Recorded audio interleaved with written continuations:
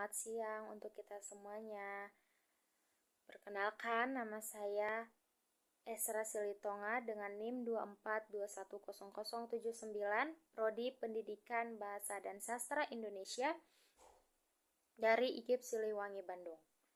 Dengan membuat video ini untuk memenuhi tugas UTS dengan mata kuliah Apresiasi dan Kajian Prosa yang diampu oleh Ibu Riana Dwi Lestari MPD. Baik, pada kesempatan ini izinkan saya untuk menceritakan kembali sebuah kisah yang mengajukan pertanyaan mendasar tentang kebebasan pribadi dan kendali pikiran. Sebuah karya sastra yang amat mendalam yang berjudul Dilarang Menyanyi di Kamar Mandi, karya Seno Gumira Aji Dharma. Baik. Kisah ini berfokus pada Nona Jus. Nona Jus ini seorang perantau muda yang tinggal di sebuah permukiman padat. Beliau menjalani rutinitas harian yang teratur sebagai seorang pekerja. Nona Jus ini memiliki sebuah kebiasaan yang sederhana. Dia suka bersenandung ringan saat membersihkan diri di kamar mandi. Sayangnya, kebiasaan ini menimbulkan reaksi yang tidak terduga bagi lelaki ataupun para suami-suami di kampung tersebut. Suara Nona Jus ini memiliki karakter serak yang mendalam, berpadu dengan irama air dan gesekan sabun, justru memicu imajinasi yang tidak patut di benak pria di lingkungan tersebut. Keresahan ini mulai segera meluas di kalangan para istri di tempat itu. Mereka khawatir sebab para suami mereka mulai menunjukkan perubahan sikap. Para ibu mulai beramai-ramai mendatangi Bapak RT di tempat itu. Pak RT, keintiman rumah tangga kami terganggu.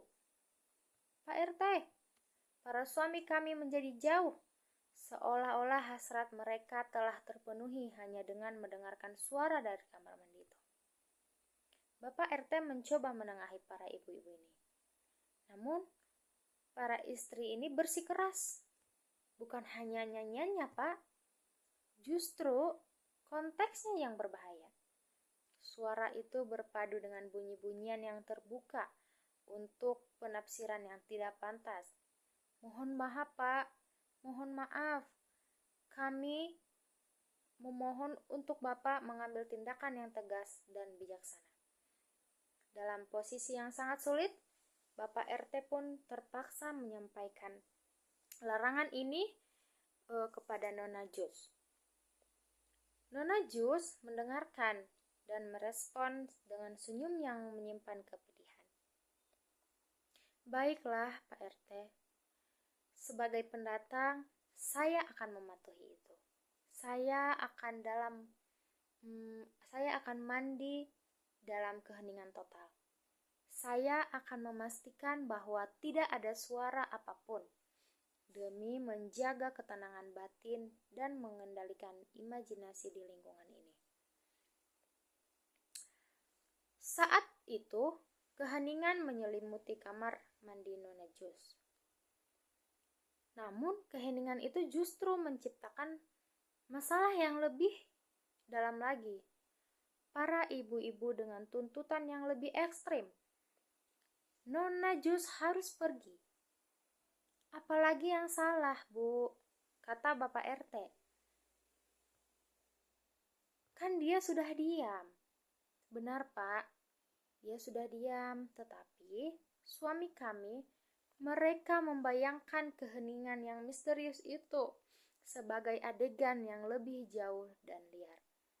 Mereka tetap berfantasi. Gairah liar mereka tidak bisa kami hentikan.